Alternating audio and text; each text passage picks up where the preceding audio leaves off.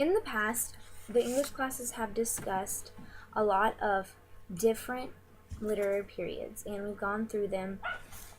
We've talked about realism, rationalization, we talked about romanticism, and those are just a few.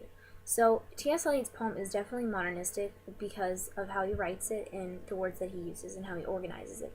But it's also got a few things that are a hint of Puritanism in his writing. So, in stanza 80, it says, "Though I have seen my head brought in upon a platter, I am no prophet, and here's no great matter. I have seen the moment of my greatness flicker, and I have seen the eternal footman hold my coat and snicker, and in short, I was afraid." So here he's actually referring to, and I read this in in one of Murphy's articles, he's referring to John the Baptist. John the Baptist is a Bible figure. He was a prophet, and he was murdered, and it talks about his head was brought in on a platter, which was how John the Baptist was killed. And it talks about, towards the end of that stanza, it talks about the eternal footman, which is actually talking about the devil. In the Christian religion, he's the antagonist to pretty much everything. So that actually is a hint of Puritanism because he's referring back to the Bible in these biblical stories in his poem.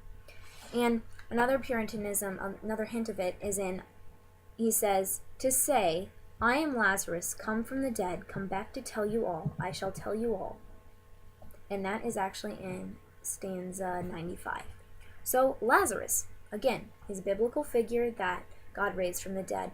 And he's describing himself, and he's comparing himself with Lazarus coming back from the dead. And that is a Puritanism trait, to use biblical figures or any kind of thing that relates to the Bible is using Puritanism in his writing. So Eliot did use some Puritanism in this poem. And overall, his poem also is really relatable to realism. The whole search for self and the whole search for who you are and how you feel about yourself is a realistic story plot. And we've talked about Dickinson and Walt Whitman, and both of them have used a lot of poems and a lot of the theme of the search for self in what they write. And Eliot uses that same thing here, except he's not talking about himself, he's talking about another character that he made up that could be related to him. We don't know. But so the topic is actually something that could be seen in any kind of realism writing at all, because it talks about a realistic issue.